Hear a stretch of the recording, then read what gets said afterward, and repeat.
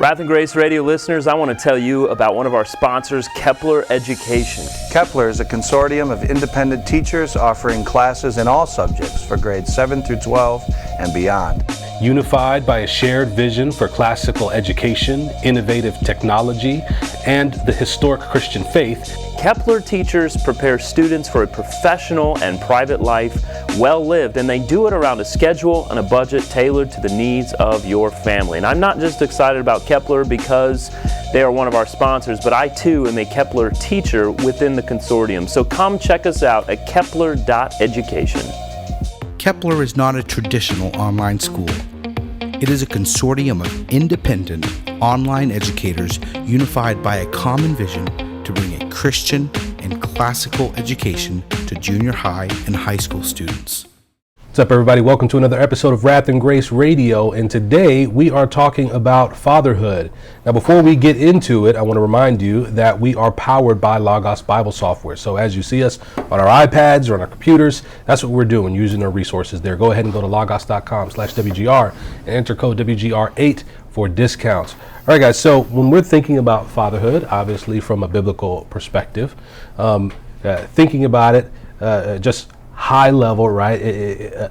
Being a father, right? Now you can just have a baby, and instantly you're a father, right? Yeah, Like, it's true. It's just boom, it happens, and now you're there, right? Yeah. And so even before you become a father, what things should a young man be considering before they get a wife, before they have kids? This idea of fatherhood. What can we learn from Scripture and be thinking about there? Wow, I mean, that's an enormous question there.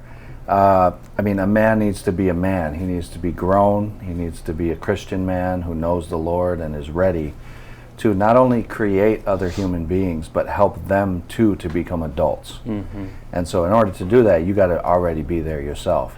It doesn't mean you have to have everything together, perfectly mature, but you need to be responsible enough to do that. So obviously done responsibly by finding a wife that you're going to commit to, and having in mind that with this woman, Lord willing, you're going to create people that you're going to raise and send out into the world. And if you have to think about that. Yeah. You have to think about that going into it. Yeah. One of the things I tell young guys a lot is to look at the qualifications that Paul gives for a deacon in 1 Timothy 3 and consider those. Those are the qualifications for a biblical man. And seek to fulfill those qualifications in your own life. And along those lines, then you become the kind of man that God continues to bless in his life and his ministry, and that will be a blessing to his future wife and children. Mm-hmm. And so I think that's one good kind of practical place to look and just say, who are the men that God equips and uses to serve the church? And if that's if a man's able to look at those and start to see those things come to fruition in his own life, then he's well on his way to being at least prepared to begin that journey of fatherhood. Mm-hmm. Now, when we talk about fatherhood, obviously we're going to get into conversations that are more specifically about the father and the children. But before we get into that, I don't think you can be a good father and not care for the children's mother well. Mm-hmm. Right? So what should we be thinking about and considering in terms of what does me caring and loving my wife well have to do with being a good father? Mm-hmm. Well, man, kids need this. They need healthy parents. Not every child is blessed to have any parents. I talk to my kids about this sometimes when they're not listening to mommy and daddy. I say, some kids do not have parents. Or they only have one, you know what I'm saying? Yeah. Like, you got both, man, so a healthy marriage is very important for children. It gives children security when they know that mommy loves daddy and daddy loves mommy and neither's going nowhere. Yeah. You know what I'm saying? Yeah. That gives them a security. Actually, when the marriage is emphasized over the children, that's also very good for them, right? And so those are the sort of things that help children to grow up with confidence, to know that they're loved, and to feel secure. Mm-hmm. So it's very foundational that way. Yeah. I've always emphasized in my own family that my relationship to my wife is the first, most important relationship in my home. My kids come into the world, they're a welcome addition to the family. 18, 19, 20 years old, they move on, but my wife and I are still there together. Yeah. And so that is a foundational relationship. Mm-hmm. That is the most important relationship. And it flows out from there. In the same way that our relationship to God is of primary importance of all of our other relationships, but the stronger that one is, the stronger all of our others are. And so there's this sort of trickle-down effect, if you will, that when that top relationship is really solid, really tight, it trickles down to others. And what that does then is it relieves your children from having to sort of be stressed out or be anxious about things they shouldn't have to be anxious about. Whether or not dad and mom are getting along, and whether or not they're fighting, and whether or not there's problems there in the home that should be affecting. And honestly, kids often will take those things on themselves and feel guilty about those as if they're the cause of those problems or whatever. Yeah. And so the stronger our relationship with our spouse, the less we're putting on our children in an area where they ought not even have to be thinking about. Because they know dad and mom love each other, and no matter what happens, they're going to be there. They're going to be together. It's a solid structure they can rely on. Mm-hmm. Now, this brings something to mind for me here, where we're going to have people who are genuinely believers. These are Christian men, and maybe for one reason or another, they have found themselves a father without a mother in the picture. Yeah. And that doesn't make them less of a father. They're still a father, right? But there's going to be a unique approach to that. Now, that could be through death. That could be through maybe you had a child out of wedlock, whatever it is. But man, you're still a father, right? And so, right. So before we get into maybe a healthy Christian home environment, what that means, father, how should someone who's maybe a single dad, or maybe the mom has custody of the kids and I'm still a dad but I don't live with the kid, right? Like, these are difficult things, man. Totally. So what kind of mindset, what kind of duty, what kind of responsibility does that type of father have to the children? Yeah, I mean, so it's a deep question, man, because a man's relationship with his kids is difficult to describe how much he loves his children, And so a situation like that can be I can imagine how frustrating that can be. So the guy has to know God, man, and he has to cry out to God for help. If he's not in his kids' lives, or if he's unable to be in how he wants to be, and maybe the mother is not a Christian at all, and it's a bad environment in the home, that can be super frustrating for a Christian guy. So he has to be very prayerful about it, and praying that the Lord will help him to be responsible and do everything that he can for the best fighting chance to get custody, or whatever he's got to do, right? So I just want to acknowledge that that's a very tough situation, Yeah. But a single father, again, tough situation. There's something that a mother and a woman adds very valuably. Yeah. And so he's going to have to be aware of those things in Scripture. What is the type of thing that a godly woman would be adding to this? And he's going to have to think through that, you know what I'm saying? But it can be done. I mean, the Lord's grace is present, and he's able to help in that situation as well as any other. So I don't think there's any need to hang his head, Yeah, that's right. There's two guys I know, and I respect them tremendously because of what they've done in a situation like this. One guy, him and his wife had 4 children, and after the 4th child, she came to him and said, I don't really want children, I never did, you can have them. And she left the family. So she left him with 4 children. Now those 4 children are 4 of, now they're teenagers going on into college very soon. They're some of the most respectful, godliest children that I know. Yeah. They're wonderful. And it's all due to him really pouring into them and having this mindset that my children are my priority, and so everything else comes second to that. He's a hard worker, provides very well for his family, and yet it took a lot out of him having to, and especially 3 of the 4 are girls, and that's hard for a dad without a mom in the picture, because now he's having to deal with things like hair and clothes and the hormones and the changes of the body, and having those conversations with his daughter that a lot of times you're going to depend on the mom to have. And so, hopefully he has others in his life he can depend on to help with those things, but a lot of it's simply recognizing that this is taking me to another level of having to die to myself to live to the advantage of my children. Another dad, just even within the last 2 years, him and his wife had a son, and right after that son was born, at 30 years old, she died. And so now he's raising 2 children by himself. and his wife died, and they had a great marriage, and everything was going very well. But again, he's he's doing the best that he can, and providing for his family, and I think the theme that I see with men who do this and do this well is that everything else in life comes second. With us, and we have our wives, and we're able to sort of be freed up to do our work and our ministry a little bit differently. But these guys really have to focus in on the home in a very different way than we do, and I commend them for it. I think it's a wonderful thing.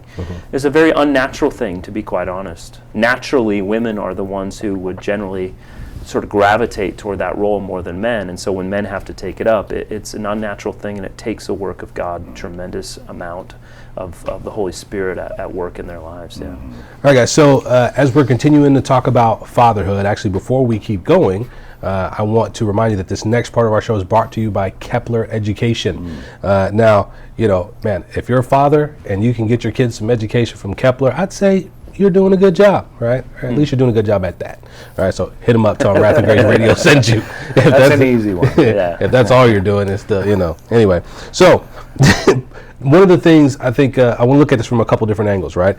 I think there are, fathers should provide, but what should they provide, right? What are the things that a father should provide? And I think there's a wide array of things that a father should provide to a child. So what would you say? Yeah, so I mean, I think you summed them all up, security, but things like financial ability, you know what I mean? I mean, the breadwinner. And so providing financially for your children, and that's providing everything that they need, their kids, so providing all that they need. And ideally, all that is going to help them flourish and help them grow up. Providing protection. So a man needs to be able to provide. He also needs to be able to protect his family. And that can take many different forms because there's a lot of different models of firearms out there. But a man needs to be able to but he needs to be able to protect his home. And his kids need to know that. That daddy can protect the home. And this is part of not only providing that security, but letting them feel that security. And also, the father's going to be an instructor of his children. He's going to be the primary moral instructor of the children, teaching them the ways of God and disciplining them in the ways of the Lord. And so he's going to provide that sort of triple threat, at least that's what come to my mind, the finances, the protection, and the spiritual guidance and nourishment. I felt that when you talked about the providing protection, because I just want to say, man, I know a lot of good brothers, all right, and some of you are going to feel this, all right, but if you are wearing flip-flops at any given time, I'm just saying you could provide more protection for you. You're not ready for something. There's something you're not ready for if you're walking around in flip-flops. And the people you love are going to pay the price. So, I'm just saying, yo, put on some real shoes. Be ready for anything. All right. So, but what would you add to that? Provide. Well, I mean, what else is there to say? Wade, you took the words right out of my mouth. I mean, there's somebody twinkling their toes watching this right now.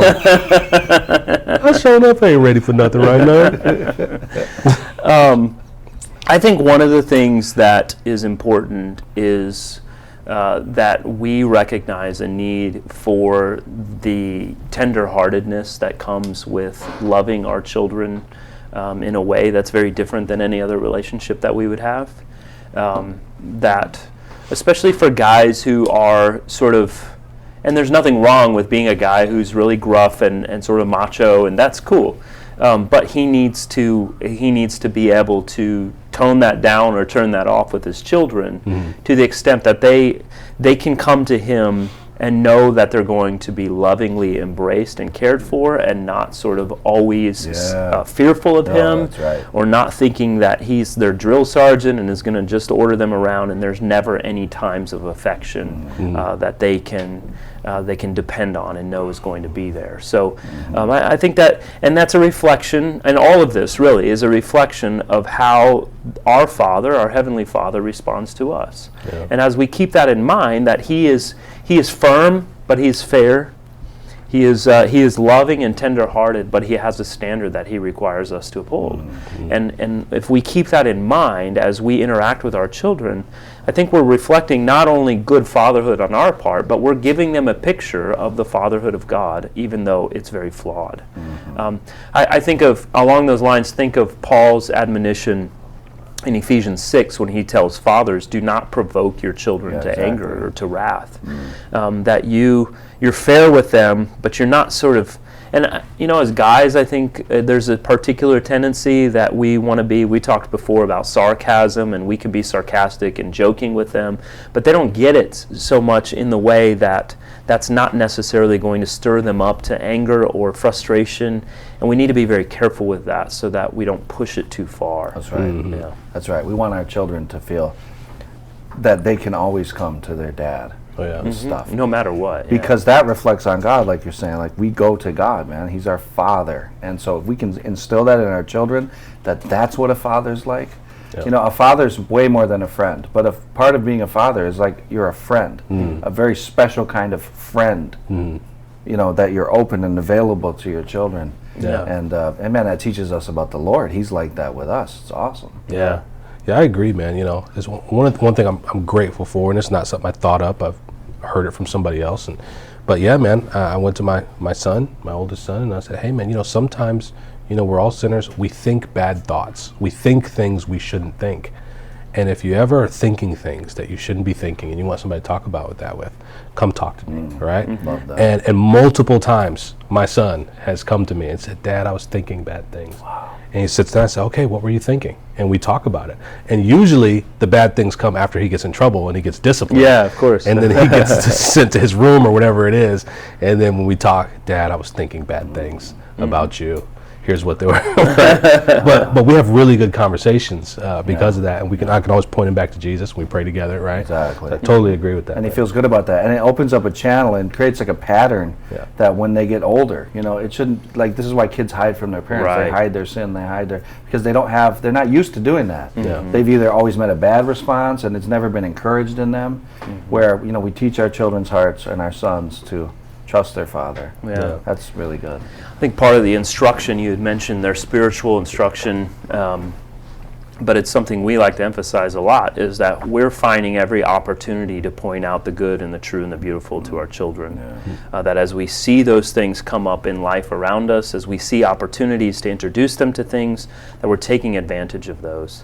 And what does that mean? That means that there's going to be times when, hey, Friday night I wanna hang out with my guys, but my kid has a soccer game, so I'm going to the soccer game, or I'm going to the piano recital, or I'm going to the art show, whatever it is, because I'm dying to myself, my own needs or wants, desires for the good of my children. Because here's the reality: we have far longer in life as men without our children in our home than we do with them. Yeah. And it seems in the moment like, man, this is a lot of years, but it's not a lot of years. For a short time. And before long, they're gone, maybe living somewhere else entirely, and you long for those days when you get to go on a Saturday morning at 8 a.m. to the soccer field or to whatever it is they're doing. Yeah. You don't get that anymore. So, what's funny about this, not funny, but interesting about this is there's not a lot of excuses to not be able to give our kids the attention that they need, especially when considering entertainment, because there's nothing you're watching that you can't pause, that you can't stop. There's nothing on your phone that, you know what I mean? Like, back in the day that wasn't the case. Yeah, everything's so on demand, right? And you should have given your kids the attention anyway. Of course, yes. But not even more so now. I think about that. My kids have a question and they want to do. There's nothing I got going on where I'm just in my leisure time or whatever it is that I can't stop it. I'm not going to miss anything. You know what I mean? And so I've thought about that. And I try to keep that in mind with my kids. Like, stop what I'm doing. I think one of the things we should be mindful of is incorporating them in the things that we do. Whether if it's my leisure time is generally spent playing golf, so I've enjoyed. I've mentioned it before a time or two. So I'll take them with me. I like them to go with me to experience that and then get into it themselves. Sometimes when I'm hanging out with friends, I will bring them with me. That's cool. People watching the show right now don't know this, but my kids are here with us, right here in this room, and so we spend Behaving very well. yeah, Behaving. So far, so good. and it's part of those experiences as they gain those in their own lives. That they start to learn things that we can't teach by just sitting them down and having a conversation about this thing. It's the experience of life that they get to live, watching their parents interact with other people, being able to take part in whatever it is that's going on. That's invaluable, and I learned a lot of lessons in life by doing that with my own dad, and now being able to bring my children into those things. So. That's what you want. My dad taught me to do this. Of course, it's my dad who did this for me. It's awesome. Yeah, and let's stay there a bit, because one of the things I want to talk about, we talked about what should fathers provide. Yeah. But what should be on display? What things should a kid just through osmosis just pick up? Yeah. Right? And so let's keep that going. Next part of this show is brought to you by Magathy Payments. And so as you continue to do your business virtually or electronically, go ahead and hit up Magathy. Those guys are going to be the best ones to help you with that, all right? Tell them Wrath and Grace Radio sent you. And so let's talk about that. What should be on display? What should just be absorbed by the presence, being around, watching, observing? What would you say? Yeah, so it's a little bit like Magathy Payments. If you're a client of Magathy Payments, you're going to know one thing about J. Aaron Geronimo. He cares about me. He cares about me. It's true. And he always has a story too. Oh yeah, There's always a story. Big cool stories. Yeah. It's a most basic fundamental thing that kids should understand and never ever question that their father loves them. Absolutely. Really, really loves them. Yeah. So that's basic. And that doesn't always happen. Right. It's true. I want to display for my children a love of learning, a love of understanding, a love of knowledge. I want them to see me reading and loving books and taking those in taking classes and in increasing my understanding and knowledge of whatever it is I want to learn. This idea that learning is a lifelong process, because if it's not in any kind of one of the more proper academic subjects, it is, if nothing else, that I'm constantly learning more of God and who He is and what He has done and is doing in this world. And so that sense, I want to instill in my children, just as you're saying, like through this, just observing it and taking it in how to treat other people. Exactly. And to know that our relationships with other people are different depending on who they are, depending on the circumstances, and that the way that we interact with each other is going to be different in this setting than another setting, and then how I treat mom versus how I treat my parents versus how I treat the people in our church. That there are differences there, and it's not bad. It's not that we're being hypocritical or anything like that. It's just that different relationships require different responses. And that's not initially something that we understand because it's told to us or because we just know that to be true. Right, man, It has to be learned through observing that. And so that's another big thing that sort of stands out as you say that. Yeah. Something else I'm thinking about, unless you're going to build on that. Oh, good. Something else I'm thinking about is that children should view their fathers as somebody who always stands up for what is right. Yes, If there's a situation in a social setting or anything, kids need to know, Dad would say something about this. Yeah. And it teaches them, you got to say something when something's wrong. Yeah. And and then that allows them to be brave and teaches them what it's like to have moral courage. Yeah. And that type of thing. You got to do the hard things in front of your children sometimes. And and sometimes that even means toward them. Yeah. Asking for their forgiveness, apologizing for something you did wrong, or when you responded harshly in the wrong way, so we need to provide discipline, but we also need to provide a place where they know that if he's done something wrong, we'll know that, and he will make that clear to us. Yeah. And I think, man, like I want to see my kids, I want my kids to see me repenting. Yeah. I want my kids to see me praying. Yeah. I remember one of the first times it wasn't really a goal of mine to like, oh man, I want my kids to see me doing this. I remember the first time one of my sons walked into the room and I was in my room and I was kneeling and I was praying and my son was like, what's Dad doing? Right? And my wife was like, oh, Dad's praying, right? And he was a couple years ago, he's only 5, but then now every time my son sees me praying, and I'll hear him, oh, Dad's praying, and he'll leave. And I thought about that. I was like, wow, that matters, like for my kids to know that praying, like I tell them, it's not a kiddie thing, like, oh, if you're scared when in your bed, you can pray to God about that. It's not a kiddie thing. Like, no, man, we should pray. So yeah, man, that's good. Need to model some stuff. So stuff on display, right? That's good stuff. How is being a father different, or how does it look different or feel different for being a father of a little boy versus being a father of a little girl, right? Should there be any noticeable differences in terms of what that looks like, what those engagements feel like and sound like, right? And both of us have little boys and little girls, right? And in fact, all 3 of us. Yes. This guy. When I said this guy, I mean this guy. I wonder if we were us. Our hosts. Yes. Editorial us. Yeah. Mm-hmm. Yes. All 3 of both of us have kids, and So, Nick, you've obviously got stuff to say. Right? Well. Right. So, but yeah, man, what do you think? Absolutely. I think. And it's not just the difference between boys and girls and being a father to those differences, but each individual child is different.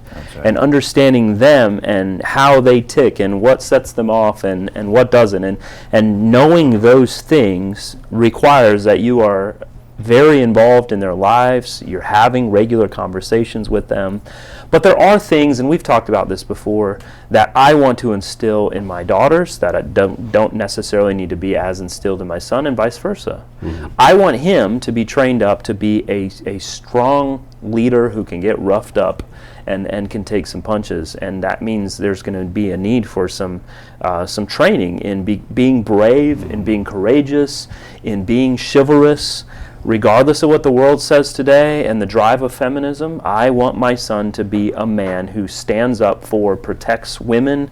That includes, at this point in his life, his sisters and his mother, that he treats them right, that he doesn't hit them, pull their hair, that he speaks nicely to them, that he holds a door for them, that he serves them. All those things that we hope that our sons will be when they're older, they need to be now. And so I'm going to train that differently into him. But then my girls, it's not, I want them to have similar qualities in terms of being able to be leaders and to be respectable and to be continually be encouraged in terms of their education and their abilities to do those things. But there's a different approach, there's a different perspective. I'm not going to be probably as direct all the time in everything with them as I am with him.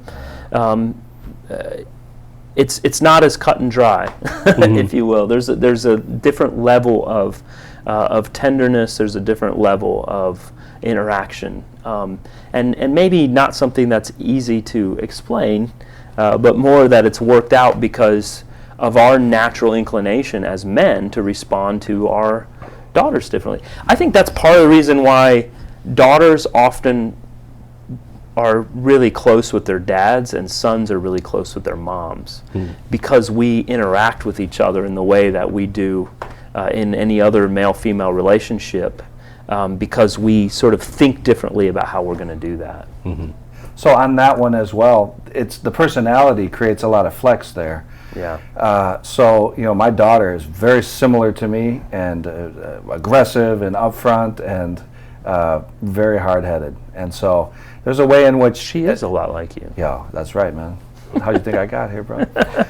My son, on the other hand, is a lot more tender, actually. And so even though he's the dude, and I constantly try to instill that in him, you're the dude, that means you take everything, you carry everything. Like, you just have to take it, With her, I do become a little more direct in some ways, and with him, I have to be careful of not being too tough. So it's really about loving the individual as they are, male, female, and then all the personality traits. And you really got to be prayerful about doing that right. Yeah. And you're not going to do it perfect.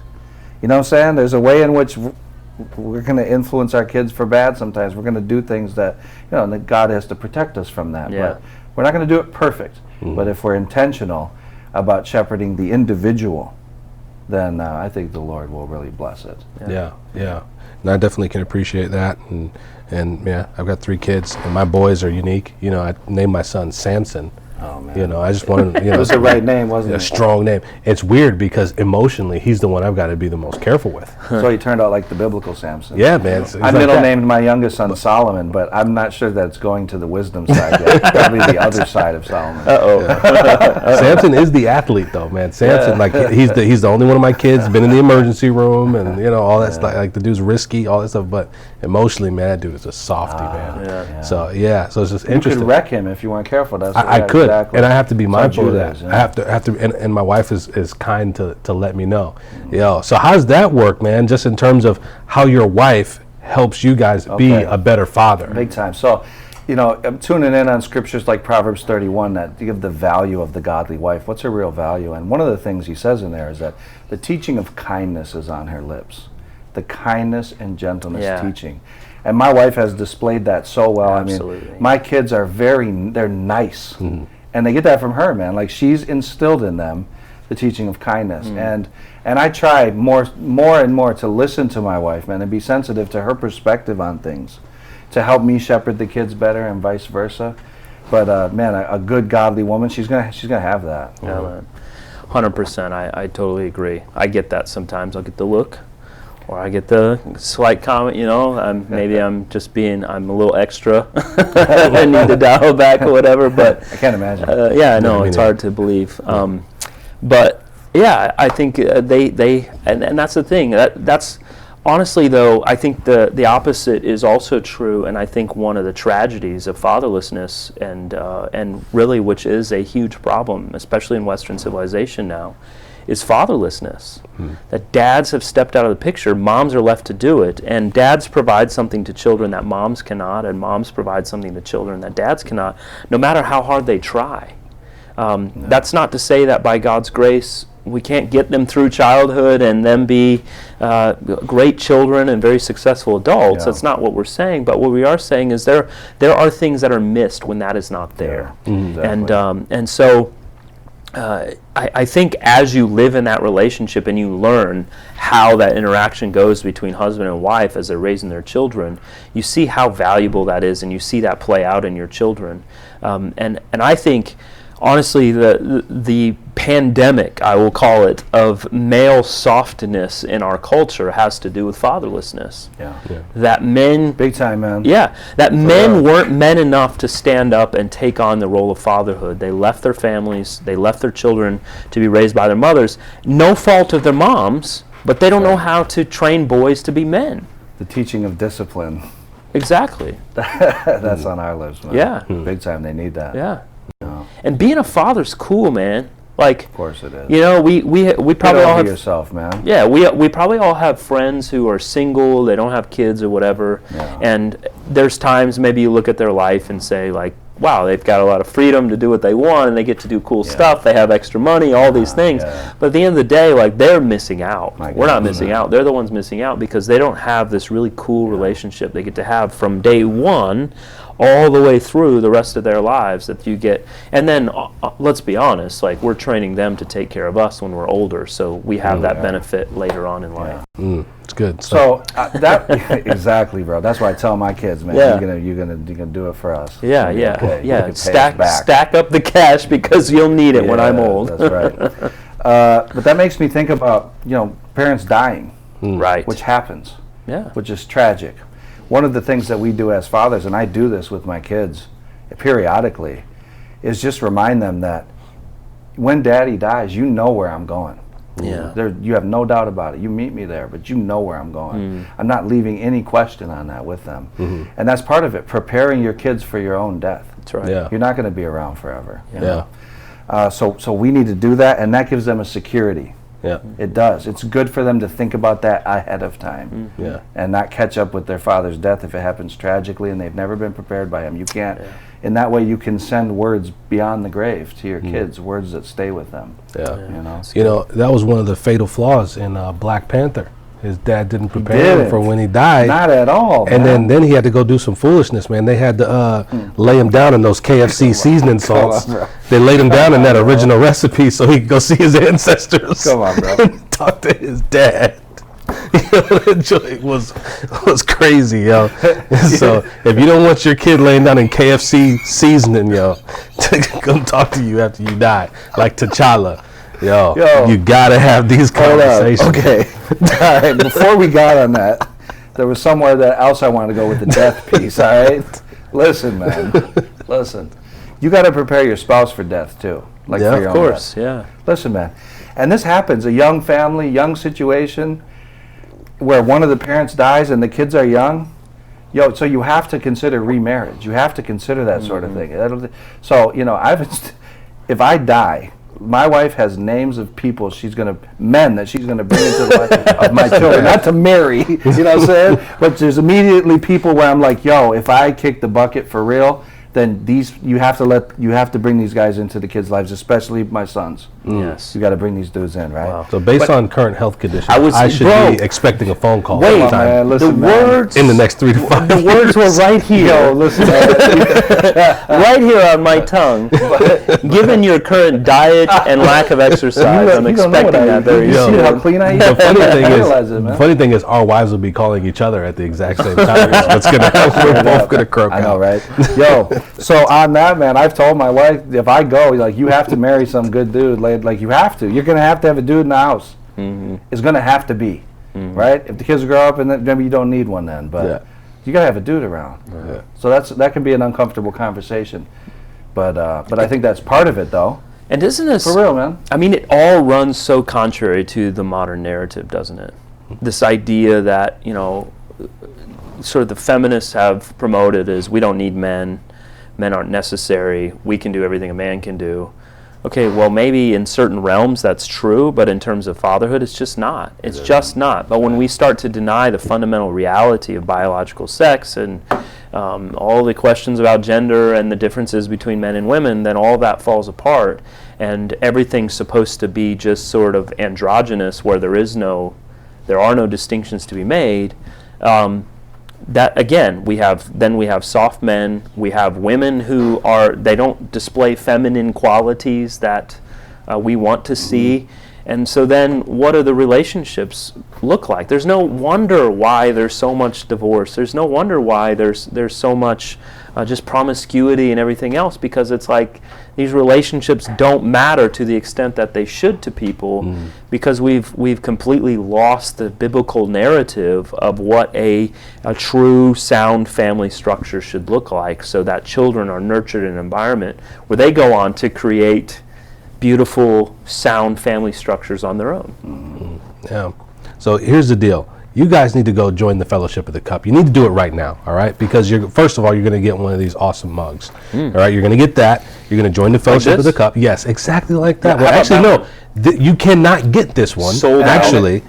And there's not much longer on this one either. Yeah, and that one's going, right? Every year we do one run of a different type, and that's all you get, right? So the people who got both, they've been rocking with us for a long time. Yep. But if you got both, take a picture of both of them joints, put it on the Facebook page so people can know you've been rocking with us for a long time, right? So hit us up, Instagram, all of that. Make sure you like the video and share it if you have both mugs or one mug or no mugs. Yes, show people what's up. So until next time, today we talk fatherhood. This is Wrath of Grace Radio. Grace and peace.